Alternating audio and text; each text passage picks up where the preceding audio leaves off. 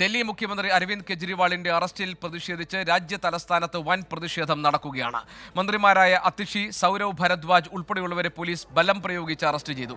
Aam Aadmi March ITOയ്ക്ക് സമീപം police തടഞ്ഞു. ഇഡിയുടെ arrest നടപടിക്കെതിരെ അരവിന്ദ് കെജ്രിവാൾ സുപ്രീം കോടതിയിൽ നൽകിയ ഹർജി പിൻവലിച്ചു.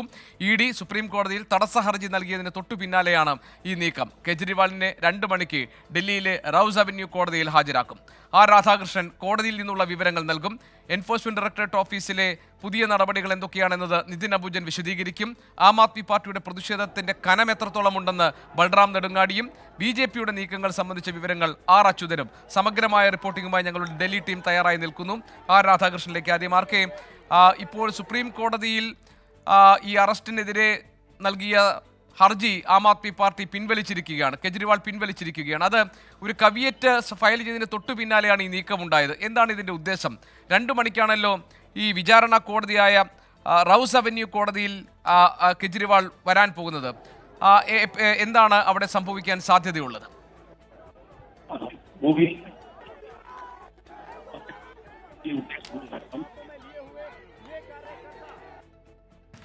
സാങ്കേതിക പ്രശ്നമുണ്ട്. രാധാകൃഷ്ണൻ അല്പസമയത്തിനകം നമുക്കൊപ്പം ചേരും. നമുക്കറിയാം, എൻഫോഴ്സ്മെന്റ് ഡയറക്ടറേറ്റ് സുപ്രീം കോടതിയിൽ ഒരു കവിയറ്റ് ഫയൽ ചെയ്തിരുന്നു. അതായത് തങ്ങളുടെ ഭാഗം കൂടി കേട്ട ശേഷം വേണം കെജ്രിവാളിന്റെ ഹർജിയിൽ തീർപ്പാക്കാൻ എന്നതായിരുന്നു കവിയറ്റിലൂടെ ED ആവശ്യപ്പെട്ടിരുന്നത്. ഇതിന് തൊട്ടു പിന്നാലെ അരവിന്ദ് കെജ്രിവാൾ ആ ഹർജി പിൻവലിച്ചിരിക്കുന്നു. സുപ്രീം കോടതിയിൽ അടിയന്തരമായി ഈ ഹർജി പരിഗണിക്കണമെന്ന് ആം ആദ്മി പാർട്ടി ഒരു ആവശ്യം ഉന്നയിച്ചിരുന്നു. അത് കോടതി അനുവദിക്കുകയും ചെയ്തിരുന്നു. അതിന് തൊട്ടു പിന്നാലെയാണ് ED ഒരു കവിയറ്റ് ഫയൽ ചെയ്തത്. തങ്ങളുടെ ഭാഗം കൂടി കേട്ട ശേഷം വേണം അരവിന്ദ് കെജ്രിവാളിന്റെ വിഷയത്തിൽ സുപ്രീം കോടതി ഒരു നിലപാട് സ്വീകരിക്കാൻ എന്നതായിരുന്നു എൻഫോഴ്സ്മെന്റ് ഡയറക്ടറേറ്റിന്റെ തടസ്സ ഹർജി. അതിന് തൊട്ടു പിന്നാലെ ഇപ്പോൾ കെജ്രിവാൾ ഹർജി പിൻവലിച്ചിരിക്കുന്നു. അതേസമയം 2 മണിക്ക് അരവിന്ദ് കെജ്രിവാളിനെ റൌസ് അവന്യൂ കോടതിയിൽ, വിചാരണ കോടതിയിൽ ഹാജരാക്കും. അതിന്റെ വിശദാംശങ്ങളിലേക്കാണ് ഇനി പോകാനുള്ളത്. ആർക്കെ, പറയൂ, എന്താണ് വിവരങ്ങൾ?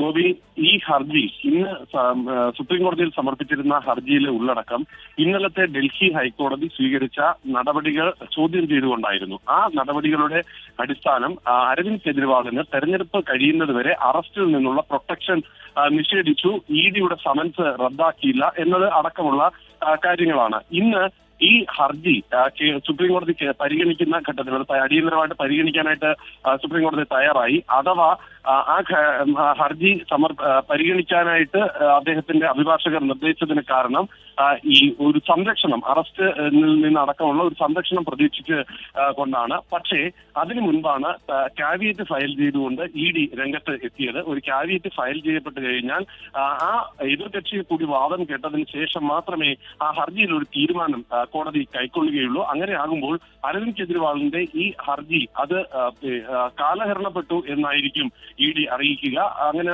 സംഭവിച്ചു കഴിഞ്ഞാൽ ആ ഹർജി തള്ളിപ്പോകുന്ന ഒരു സാഹചര്യം ഉണ്ടാകും. അതിന്റെ ഫലം എന്നത് അരവിന്ദ് കെജ്രിവാളിന്റെ ജാമ്യ ഹർജി അടക്കം പോകുന്ന വിധത്തിലേക്ക് കാര്യങ്ങളെ കൊണ്ട് എത്തിക്കും. അതുകൊണ്ട് ഒരു സ്ഥിര ജാമ്യത്തിനുള്ള അപേക്ഷ സമർപ്പിക്കുകയാണ് ഈ ഹർജിയുമായി സുപ്രീം കോടതിയിൽ മുന്നോട്ട് പോകുന്നതിനേക്കാൾ ഉചിതം എന്ന ഒരു നിയമ ഉപദേശത്തിന്റെ അടിസ്ഥാനത്തിലാണ് ഇപ്പോൾ ഈ ഹർജി പിൻവലിച്ചുകൊണ്ട് അരവിന്ദ് കെജ്രിവാളിന്റെ അഭിഭാഷകർ ജസ്റ്റിസ് സഞ്ജയ് ഖന്ന അധ്യക്ഷനായിട്ടുള്ള ബെഞ്ചിനെ. ശരി, അത് നമുക്ക് നിയമപരമായി സാധൂകരിക്കപ്പെടുന്നതാണ് ആ അർത്ഥത്തിൽ അരവിന്ദ് കെജ്രിവാളിന്റെ നീക്കം എന്ന് നമുക്ക് പറയാം.